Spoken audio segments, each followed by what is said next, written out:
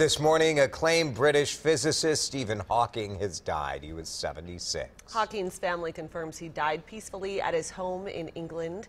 He was famous for his work on the origins of the universe, from the Big Bang to black holes. Diagnosed with Lou Gehrig's disease as a young man, he was confined to a wheelchair and spoke through a computer. In 2009, President Obama awarded Hawking the Medal of Freedom for pushing the boundaries of science. Today is the day thousands of students across the nation will walk out of school to protest gun violence. It's a nationwide movement taking place exactly 1 month since a student walked into a Florida high school and gunned down 17 people. Nikki Batiste is at that high school in Parkland, Florida, with more on what students hope to accomplish through this massive demonstration. At exactly 10 a.m., students from across the U.S. and even other parts of the world will walk out of their classrooms for 17 minutes, 1 minute for each victim of the massacre at Marjory Stoneman Douglas High School in Parkland, Florida. We, the young people of this country, are advocating for change, and we want something to change now. Organizers at Empower, the youth wing of the Women's March, estimate more than 3,000 schools will participate today. Leading the walkout are the students at Stoneman Douglas High School, who started the movement urging lawmakers to pass tighter gun laws. I wanted people to know that Stoneman Douglas will be the last school that this happens to. We want it to make a change. We want to be the generation that changes everything. Some schools across the country are discouraging students from walking out, even reprimanding them with detention or counting them as absent for the day.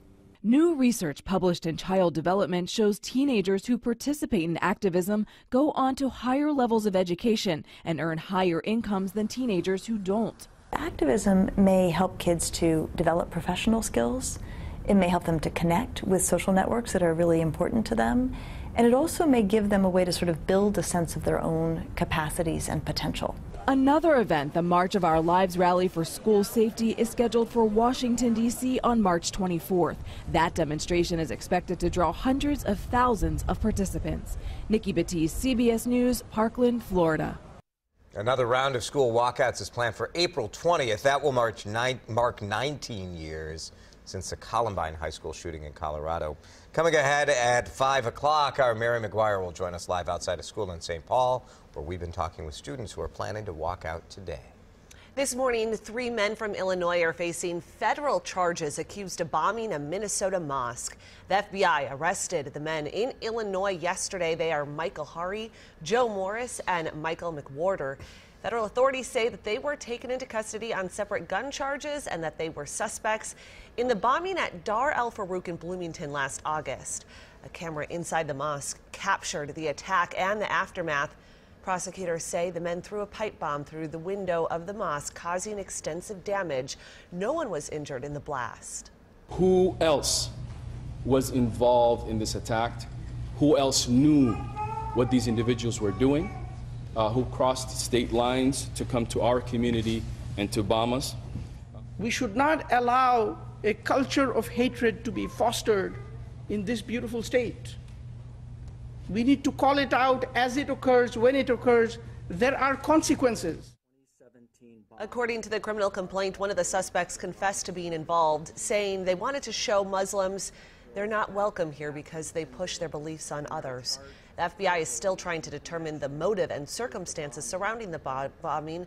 The mosque executive director said that they will not be silent as they defend their rights. The Democrat claims victory, but Pennsylvania's special election is still too close to call.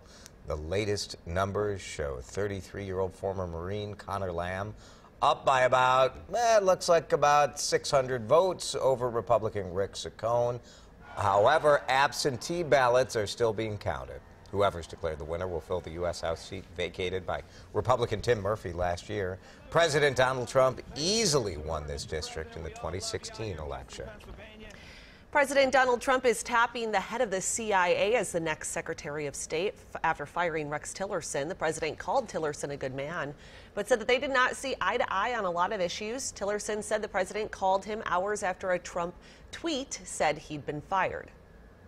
Most important is to ensure an orderly and smooth transition during a time that the country continues to face significant policy and national security challenges. The White House reshuffling comes ahead of the president's planned meeting with North Korea dictator Kim Jong-un. CIA Director Mike Pompeo needs Senate confirmation to start his new job, while Republicans are eager to move that process along. Democrats are concerned Pompeo is too partisan. Kirk Cousins plans to visit with the Minnesota Vikings today. Our Mark Rosen first broke the news yesterday that the quarterback is headed to Minnesota. Cousins carrying the Vikings from Washington. You can see the shuffle going on here. Case Keenum, we're going to deal him out to Denver. Fan favorite Teddy Bridgewater goes to the New York Jets. And Sam Bradford, you go to Arizona. Cousins expected to sign a 3-year, $84 million deal. All those guys getting paid. Cousins becomes the highest paid quarterback in the league. Vikings are banking on him getting them to a Super Bowl in the next few years. So we'll see. Visit expected today, signing perhaps tomorrow, and then news conference on Friday. Yeah, it'd be nice if we could get a quarterback that stayed for a couple of years, wouldn't it? I don't care. Like, just get us to the Super Bowl. Yes. 1 year is fine. I don't care. Like, let's get to the big game.